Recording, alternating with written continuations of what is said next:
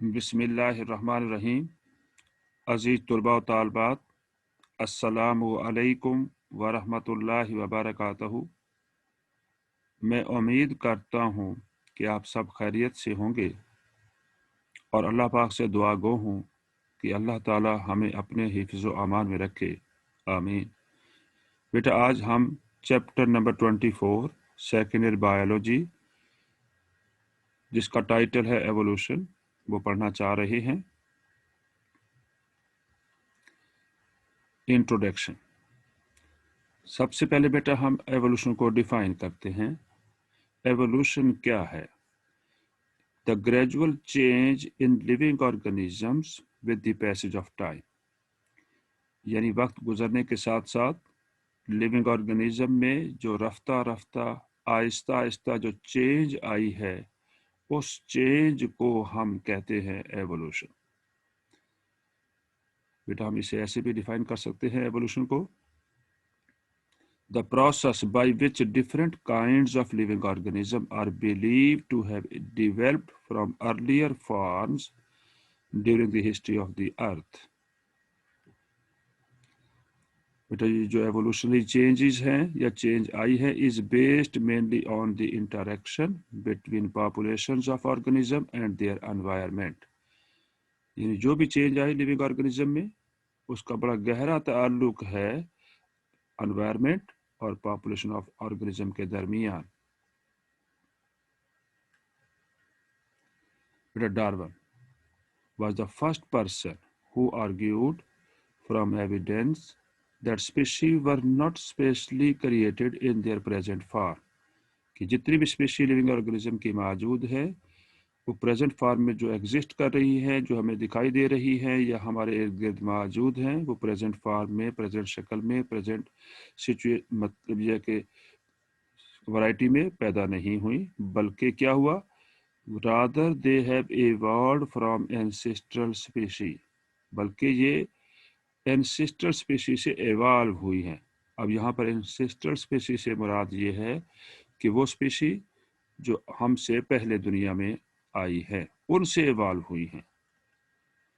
बेटा, ही also proposed a mechanism for evolution which he termed natural selection, यानी उसने एक मैकेनिज्म भी बताया एवोल्यूशन का जिसका नाम उसने नेचुरल सिलेक्शन रखा है या नेचुरल सिलेक्शन कहा है। अब बेटा, what do you mean by natural selection?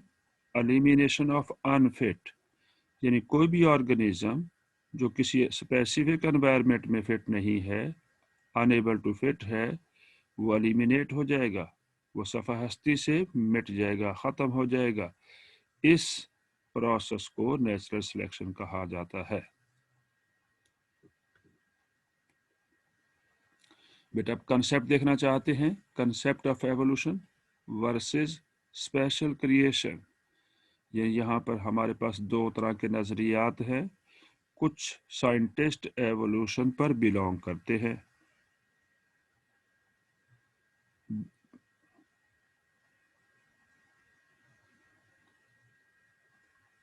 यानी कुछ लोग ऐसे हैं, कुछ साइंटिस्ट ऐसे हैं जो एवोल्यूशन पर बिलीव करते हैं, और कुछ ऐसे साइंटिस्ट हैं जिनका ख्याल ये है कि एवोल्यूशन नहीं हुई, बल्कि कुदरत ने, नेचर ने स्पेशल क्रिएशन की फॉर्म में लिविंग ऑर्गेनिज्म को पैदा किया है, उनमें कोई चेंज नहीं आई।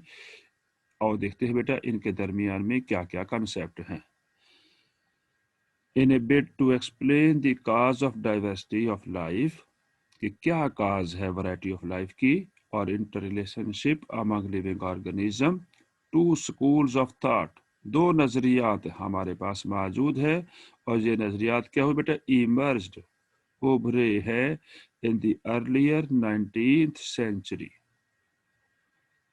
बेटा, पहला जो नजरिया है क्रिश्चियनिस्ट कहते हैं, यानी स्पेशल क्रिएशन हुई है, यानी who believed in the theory of special creation, कि देयर इज नो एवोल्यूशन, कोई एवोल्यूशन नहीं हुई। ये वो साइंटिस्ट हैं जिनके बारे में ये ख्याल है कि वो कहते हैं कि दुनिया में जितने भी लिविंग ऑर्गेनिज्म हैं ये प्रेजेंट फॉर्म में क्रिएट किए गए हैं, there is no evolution among the living organism. जबकि सेकंड जो स्कूल ऑफ थॉट है बेटा, एवोल्यूशनिस्ट, यानी who believed in the theory of natural selection, या in other words we can say who believed in the theory of evolution. Evolution पे उनका यकीन है. According to the theory of special creation, all living organisms came into existence in their present form, especially and specifically created by nature. Nature ने उनको इसी हालत में पैदा किया है जिस हालत में वो हमें प्रेजेंट फॉर्म लिविंग ऑर्गेनिज्म की दिखाई देती है, नजर आती हैं. Among the scientists who believed in divine creation was the Carolus Linnaeus, जिसकी मेरा date of birth 1707 and date of death 1778 है बेटा.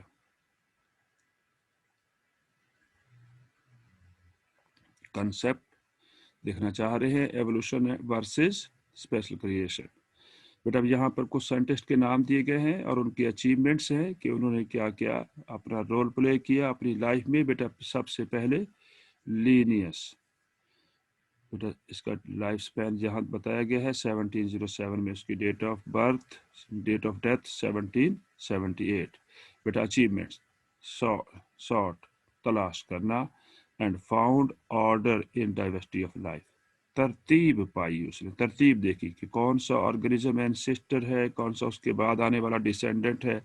उसने एक अरेंजमेंट तलाश की और उसकी बुनियाद डाली. He introduced binomial nomenclature for naming species, यानी हर स्पीशी को उसने दो साइंटिफिक नेम दिए. जैसे कि इंसान का साइंटिफिक नेम उसने होमो सैपियन, होमो मीन यहाँ पर जीनस को रिप्रेजेंट कर रहा है, सैपियन उसकी स्पीशी को रिप्रेजेंट कर रही है. बेटा उसके बाद लेमार्क, डेट ऑफ बर्थ जो है बेटा उसका 1744 और डेट ऑफ डेथ जो है 1829. Published his theory of evolution, उसने अपनी एवोल्यूशन की थ्योरी पब्लिश की. बेटा माल्थस और इसका जो डेट ऑफ बर्थ है 1766 एंड डेट ऑफ डेथ जो है 1834. इसने भी बेटा इसकी जो अचीवमेंट्स है, published essay on the principle of population, Cuvier, इसकी बेटा डेट ऑफ बर्थ 1769 और डेट ऑफ डेथ 1832. इसका बेटा रोल क्या है, he contributed much to the science of palaeontology. What is palaeontology? Study of fossil, fossil की जो स्टडी है बेटा उसको हम पेलियोंटोलॉजी कहते हैं. And explained earth history by catastrophism, catastrophism यानी तबाहकारी जो दुनिया में हुई उस तबाहकारी में उसने एक्सप्लेन किया अर्थ हिस्ट्री को.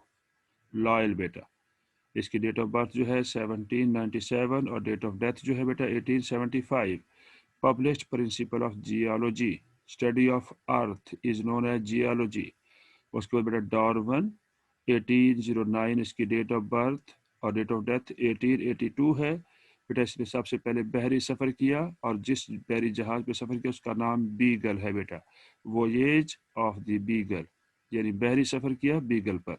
और बेटा इसने सेकंड इसकी अचीवमेंट थी, began his notebook on the origin of species. और थर्ड इसकी बेटा जो अचीवमेंट है, wrote his essay on the origin of species. उसके बाद बेटा यहाँ पर मेंडल, आप जानते हैं कि ये फाउंडर है इनहेरिटेंस का. बेटा लॉ ऑफ इनहेरिटेंस ने बताए 1822 जो है इसकी डेट ऑफ बर्थ है और 1884 डेट ऑफ डेथ है. बेटा published papers on inheritance Wallace, इसकी बेटा डेट ऑफ बर्थ जो है 1823 है और 1930 डेट ऑफ डेथ है. बेटा sent his theory to Darwin. हम बेटा बात कर रहे हैं एवोल्यूशन के बारे में और यहाँ पर हम कंपैरिजन कर रहे हैं एवोल्यूशनिस्ट और versus special creation. The idea that organism might evolve through times with one type of organism giving rise to another type of organism is an ancient one. ये बेटा जो नज़रिया है, ये जो आइडिया है कि लिविंग ऑर्गेनिज्म के दरमियान में एवोल्यूशन हुई है, एक किस्म के ऑर्गेनिज्म ने दूसरी टाइप के ऑर्गेनिज्म पैदा किए हैं, ये कदीम नज़रिया है, बहुत पुराना है, existing from the days of Aristotle, उस ज़माने से चला आ रहा है जिस ज़माने में अरिस्टोटल दुनिया में आया था। अरिस्टोटल बेटा recognized that organism range from relatively simple to very complex structures। यानी अरिस्टोटल ने देखा कि दुनिया में जो जानदार हैं उनकी रेंज ये है कि बहुत सिंपल ऑर्गेनिज्म भी दुनिया में एग्जिस्ट कर रहे हैं और ऐसे ऑर्गेनिज्म भी हैं जो बहुत ही ज़्यादा कॉम्प्लेक्स है और उनका स्ट्रक्चर भी कॉम्प्लेक्स है, उनकी फिजियोलॉजी भी कॉम्प्लेक्स है, उनका लाइफस्टाइल भी बहुत ही कॉम्प्लिकेटेड है बेटा। However, the present-day concept of evolution is based on a known history. Let us now discuss some detail. अब हम बेटा डिटेल देखना चाहते हैं, यहाँ पर कुछ थोड़ी सी जो लिविंग ऑर्गेनिज्म के दरमियान में डिटेल मौजूद है, साइंटिस्ट के दरमियान में जो कंसेप्ट मौजूद हैं, आइए बेटा डिटेल देखते हैं बेटा। As we know, जैसे कि हम जानते हैं, Carolus Linnaeus in the 18th century classified organism, उसने क्लासीफाई किया है और ये classify base on the basis of their similarity की बेस पर किया है और उसने यहाँ पर एक स्पेसिफिक जो अरेंजमेंट की क्लासिफिकेशन की लिविंग ऑर्गेनिज्म की, उसकी बेस यही थी कि उनकी एवोल्यूशन कि जो प्रिमिटिव ऑर्गेनिज्म थे उसने क्लासिफिकेशन में उन्हें अर्लियर रखा है और जो एडवांस मोर कॉम्प्लेक्स ऑर्गेनिज्म है उन्हें उसने बाद में उनको क्लासिफाई किया। He grouped similar species in the same genus and similar genera in one family. But as a natural theologian, ये मजहबी कुदरती रहनुमा था। He believed that species were permanent creation, कि species permanent creation है, इनके दरमियान में कोई भी एवोल्यूशन नहीं हुई। ये बेटा मोस्ट इम्पॉर्टेंट एमसीक्यू है और आपसे पूछा जा सकता है कि स्पेशल क्रिएशन के बारे में जो नज़रियात रखने वाला है उसका क्या नाम है, तो आपने बताना है Carolus Linnaeus. A century later, लेकिन एक सदी बाद the taxonomic system of Linnaeus became a focal point in Darwin arguments for evolution.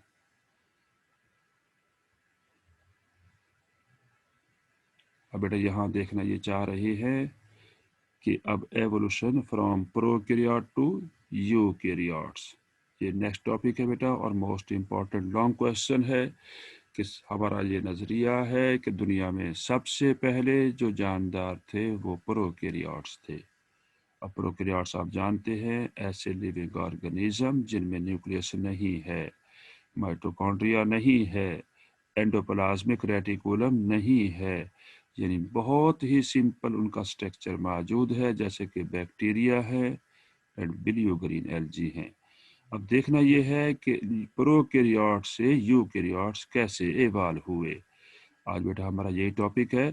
तो one of the speculations trying to explain the origin of life is that it may have begun deep in the ocean, कि life की सबसे पहले जो origin हुई है वो समंदर की गहराई में हुई है, इन अंडर वाटर, बहुत ही गहराई में, हॉट स्प्रिंग, जहाँ पर गर्म पानी के चश्मे हैं और उस गहरी हिस्से को हाइड्रोथर्मल वेंट कहा गया है।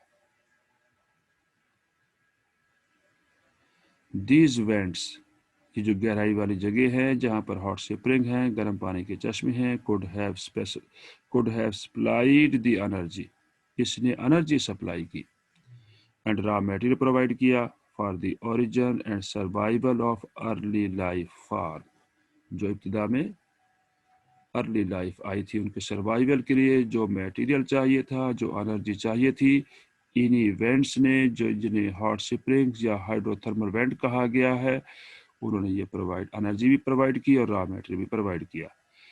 एक group of bacteria called Archie bacteria, कदीम ज़माने के जो बैक्टीरिया हैं उनका नाम क्या बेटा, आर्कियो बैक्टीरिया है बेटा, that tolerate temperature up to 120 degree centigrade. ये बैक्टीरिया अभी भी मौजूद हैं जो कितना टेम्परेचर टॉलरेट करते हैं, 120 degree centigrade, and seem to have undergone less evolutionary change, इनमें अभी तक कोई चेंज नहीं आई इन बैक्टीरिया में than any other living species support this event hypothesis. और ये बात सपोर्ट कर रही है इसी हाइपोथेसिस को जिसका हमने यहाँ पर जिक्र किया है, हाइड्रोथर्मल वेंट हाइपोथेसिस। बेटा हम एवोल्यूशन पढ़ रहे हैं फ्रॉम प्रोकैरियोट टू यूकैरियोट।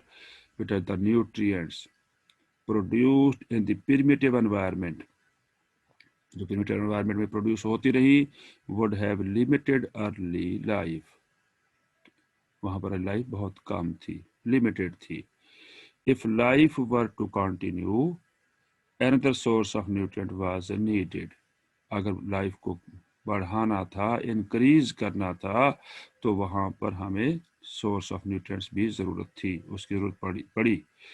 उसमें बेटा क्या हुआ बेटा, एक नया प्रोसेस जिसका नाम है photosynthesis probably freed living organism from a dwindling supply of nutrients. Dwindling जो बहुत कम हो रही थी, सप्लाई जो है with the passage of time, जिसकी सप्लाई कम होती जा रही थी, उस कमी को पूरा करने के लिए एक प्रोसेस स्टार्ट हुआ जिसने न्यूट्रिएंट्स लिविंग ऑर्गेनिज्म को, लाइफ को प्रोवाइड करना शुरू किया। उस प्रोसेस का नाम बेटा फोटोसिंथेसिस है। The first photosynthetic organism probably used hydrogen sulfide as a source of hydrogen for reducing carbon dioxide to sugar। यानी फोटोसिंथेसिस में हम आमतौर पर देखते हैं कि carbon dioxide and water use होता है सनलाइट की प्रेजेंस में, और वो ग्लूकोज और ऑक्सीजन प्रोड्यूस करता है, और ये प्रोसेस ग्रीन प्लांट्स में होता है जो ऑटोट्रॉफ है।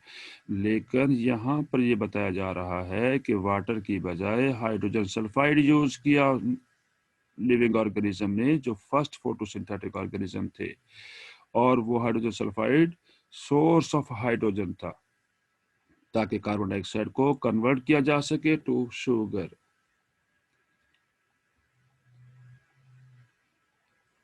बेटा हमारा टॉपिक चल रहा है evolution from prokaryote to eukaryote. Later बाद में water serve this same purpose. अब यानी वाटर यहाँ पर हाइड्रोजन का सोर्स बना, और oxygen liberated by photosynthetic reaction began to accumulate in the atmosphere. और इस प्रोसेस से क्या हुआ कि फोटोसिंथेसिस में जो ऑक्सीजन खारिज हो रही थी, जो पैदा हो रही थी, वो एक्यूमुलेट होती गई, वो इकट्ठी होती गई इन द एटमॉस्फेयर। और जब इसकी क्वांटिटी ऑक्सीजन की बहुत ज़्यादा बढ़ गई तो earth and its atmosphere slowly began to change, अब वो चेंज होना शुरू हो गए। और बेटा उससे क्या हुआ, जब ऑक्सीजन की कंसंट्रेशन बहुत ज़्यादा इंक्रीज हो गई, ऑक्सीजन बहुत ज़्यादा एक्यूमुलेट हो गई इन द एटमॉस्फेयर, तो वो ओजोन में कन्वर्ट हो गई। और ओजोन की फॉर्मेशन के साथ साथ बेटा ये क्या हुआ, ozone in the upper atmosphere जो था began to filter ultraviolet radiation from the sun, कि सन से आने वाली जो अल्ट्रावायलेट रेज थी उनको उसने फिल्टर आउट किया और ज़मीन पे पहुंचने से बचा लिया। और रिड्यूसिंग जो एटमॉस्फेयर था slowly became an oxidising atmosphere. अब एनवायरनमेंट जो है वो चेंज हो रहा है, एटमॉस्फेयर चेंज हो रहा है। पहले एटमॉस्फेयर रिड्यूसिंग था, अब बेटा वो ऑक्सीडाइजिंग एटमॉस्फेयर में कन्वर्ट होना शुरू हो गया। And at least some living organism began to utilise oxygen. और यहाँ पर ऐसे ऑर्गेनिज्म पैदा हो गए जिन्होंने अब ऑक्सीजन को यूज करना शुरू कर दिया। About 420 million years ago, 420 million years की बात है, पहले की बात है, in of protective ozone had built up, ozone जो है काफ़ी ज़्यादा मिकदार में तामीर हो चुकी थी। और उसने क्या किया बेटा, इस ओजोन ने प्रोटेक्ट किया अर्थ को फ्रॉम द अल्ट्रावायलेट रेज से, और make life on land possible, और इस लैंड पर, इस ज़मीन पर, इस अर्थ पर लाइफ पॉसिबल हो गई।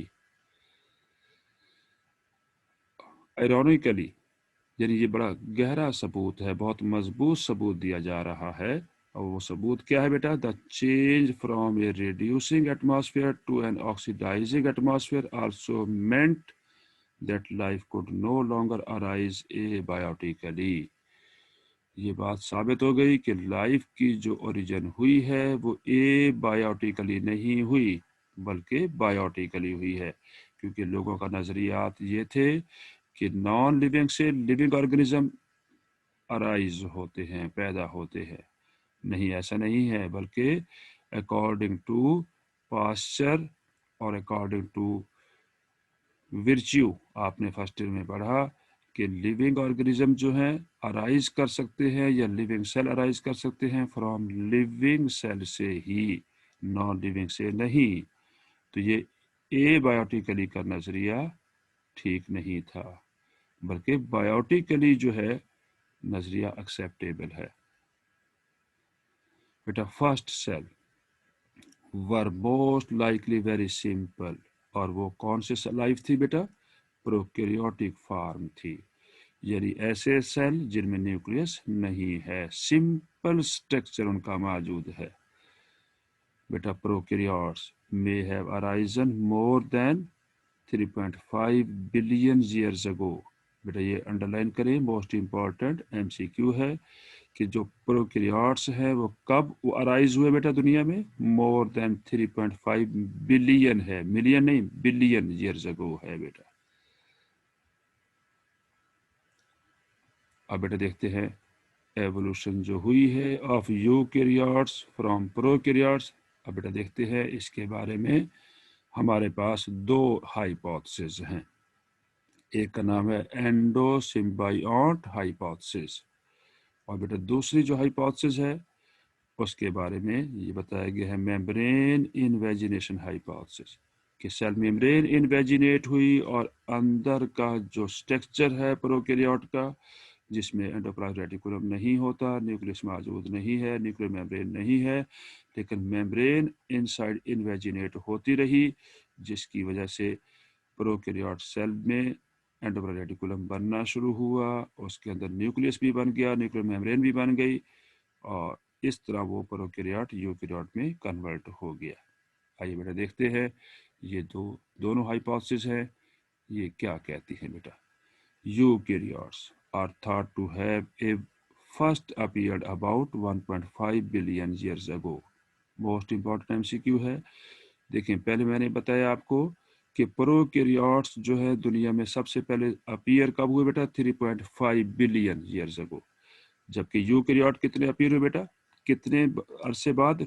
2 बिलियन के बाद, यानी 1.5 बिलियन ईयर अगो इनका वजूद हुआ। किनका बेटा? यूकैरियोट्स का। एंडोसिम्बायोट हाइपोथेसिस हम पढ़ रहे हैं बेटा। द यूकैरियोटिक सेल जो है might have evolved when a large anaerobic living without oxygen amoeboid prokaryote ingested small aerobic, aerobic के लिए कहेंगे living with oxygen bacteria and stabilise them instead of digesting them. यानी यहाँ ये बताया जा रहा है कि यूकैरियोटिक सेल कैसे इवॉल्व हुआ, कि पहले दुनिया में एन एरोबिक एमीबाइड प्रोकैरियोट ऑर्गेनिज्म मौजूद थे, उन्होंने इंजेस्ट कर लिया, किसको इंजेस्ट किया? स्मॉल एरोबिक बैक्टीरिया को, जो ऑक्सीजन की प्रेजेंस में रेस्पिरेशन करते हैं या लिविंग कंडीशन में रहते हैं, और फिर वो जो उन्होंने इंजेस्ट किया उनको स्टेबलाइज कर दिया, अपने अंदर ही रहने दिया, बजाय इसके कि उनको वो डाइजेस्ट करते। This idea is known as endosymbiont hypothesis and was first proposed by Lynn Margulis। बेटा हम पढ़ रहे हैं यहाँ पर एंडोसिम्बायोट हाइपोथेसिस पढ़ रहे हैं। तो इस हाइपोथेसिस के बारे में जैसे कि आपको बताया गया है कि according to this hypothesis aerobic bacteria developed into mitochondria, यानी जो एनारोबिक बैक्टीरिया ने या प्रोकैरियोट ने एरोबिक बैक्टीरिया को इंजेस्ट किया था और उसे स्टेबलाइज कर दिया था, डाइजेस्ट नहीं किया था, उन्हीं बैक्टीरिया ने बाद में अपने आप को डिवेल्प कर लिया इनटू माइटोकॉन्ड्रिया में। और माइटोकॉन्ड्रिया क्या है? Which are the site of aerobic respiration है and most energy conversion in the eukaryotic cell. जैसे कि हम जानते हैं कि माइटोकॉन्ड्रिया जो है यूकैरियोटिक सेल के पावर हाउस है, एनर्जी जनरेटिंग प्रोसेस में सिग्निफिकेंट रोल प्ले कर रहे हैं। अब ये माइटोकॉन्ड्रिया वही बैक्टीरिया है जो इंजेस्ट हो गए थे एनएरोबिक प्रोकैरियोट के अंदर, और वहां जाकर इन्होंने सिम्बायोसिस के तौर पर अपनी एग्जिस्टेंस के तौर पर रहना शुरू किया। इस नजरिए को, इस हाइपोथेसिस को एंडोसिम्बायोट हाइपोथेसिस कहते हैं। उसके बाद बेटा क्या हुआ? The possession of these mitochondria like endosymbiont brought the advantage of aerobic respiration to the host, यानी जिस सेल के अंदर ये एरोबिक बैक्टीरिया इंजेस्ट हुए थे, उस सेल के अंदर जाकर इन्होंने उनको एक एडवांटेज दिया, और वो एडवांटेज क्या था? एरोबिक रेस्पिरेशन, यानी respiration in the presence of oxygen. और रेस्पिरेशन क्या है? एनर्जी जनरेटिंग प्रोसेस, ऐसा प्रोसेस जिसमें एनर्जी को जनरेट किया जा रहा है। और बेटा देखते हैं एंडोसिम्बायोट हाइपोथेसिस। बेटा यहाँ पर देखें, प्रोकैरियोट एक सेल मौजूद है, ये इसको देखिए क्रोमोसोम यहाँ साइटोप्लाज्म में डायरेक्टली सबमर्ज्ड है बेटा। यहाँ पर बेटा क्या हुआ? सबसे पहले देखिए इनफोल्डिंग्स हुई in the plasma membrane of an ancestor prokaryote gave rise to endomembrane component. ये देखिए एंडोमेम्ब्रेन कंपोनेंट बन गया, जिसमें आप देख रहे हैं एंडोप्लाज्मिक रेटिकुलम बना हुआ है। न्यूक्लियस के गिर्द बेटा ये देखिए यहाँ पर क्रोमोसोम के इर्द गिर्द न्यूक्लियर मेम्ब्रेन बन गई, और वाज़े तौर पर आपको देखिए न्यूक्लियस दिखाई दे रहा है। उसके बाद बेटा क्या हुआ? इंक्लूडिंग ए न्यूक्लियस, जिसमें न्यूक्लियस बन गया, और एंडोप्लाज्मिक रेटिकुलम। ये जो बेटा मेम्ब्रेन का इनवेजिनेट होना है इनसाइड द साइटोप्लाज्म, इसे कहते हैं यहाँ पर मेम्ब्रेन इनवेजिनेशन। उसके बाद बेटा यहाँ पर क्या हुआ? इन ए फर्स्ट एंडो symbiotic event में the ancestral eukaryote consumed aerobic bacteria, उसने देखे एरोबिक बैक्टीरिया को कंज्यूम किया है, यहाँ पर ये देखे कंज्यूम कर रहा है, दैट इवॉल्व इनटू माइटोकॉन्ड्रिया। और इसने जाकर वहां पर देखे ये जो एरोबिक बैक्टीरिया इंजेस्ट हुआ, किसने इंजेस्ट किया बेटा? इस सेल ने, और इस सेल का नाम यहाँ पर एन एरोबिक प्रोकैरियोट है। जब ये इंजेस्ट किया तो देखिए यहाँ पर इसने इस एरोबिक बैक्टीरिया ने माइटोकॉन्ड्रिया के तौर पर वहां पर सिम्बायोसिस का प्रोसेस स्टार्ट कर दिया, कि रहने के लिए जगह ले ली, और खुद यहाँ पर एरोबिक रेस्पिरेशन करना शुरू कर दी। तो यानी म्यूचुअल बेनिफिट होने लगा यहाँ पर। उसके बाद बेटा यहाँ पर क्या हुआ? इन ए सेकेंड एंडोसिम्बायोटिक इवेंट में क्या हुआ? The earlier eukaryote consumed photosynthetic bacteria. ये देखिए बेटा फोटोसिंथेटिक बैक्टीरिया दिखाया हुआ है, खासतौर पे ये साइनोबैक्टीरिया से बिलोंग करने वाला बैक्टीरिया है, दैट इवॉल्व इनटू क्लोरोप्लास्ट। और इसलिए बाद में जाकर क्या किया? क्लोरोप्लास्ट का फंक्शन परफॉर्म कर दिया, जो मॉडर्न फोटोसिंथेटिक यूकैरियोट है, और ये प्लांट्स वगैरह इसमें आते हैं बेटा। तो ये बेटा यहाँ पर दिखा दिया गया कि कैसे प्रोकैरियोट यूकैरियोट में कन्वर्ट हो गए, चेंज हो गए बेटा।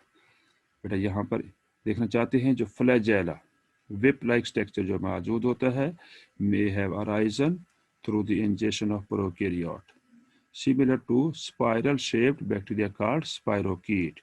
ये बेटा देखिए यहाँ पर हमारे पास ये एक न्यूक्लियस बन चुका है, ये यूकैरियोटिक सेल है, तो इसमें देखिए यहाँ देख रहे हैं न्यूक्लियस मौजूद है, तो ये एक स्पायरोकीट बैक्टीरिया है। देखिए स्पाइरल बैक्टीरिया नजर आ रहा है, ये इंजेस्ट हो गया और इसने यहाँ पर फ्लैजेला डिवेल्प कर दिया। देखिए ये फ्लैजेला डिवेल्प हो चुका है, जिसने मूवमेंट करनी है बेटा, और ये मूवमेंट फ्लैजिलेटेड सेल आपको दिखाई दे रहे हैं।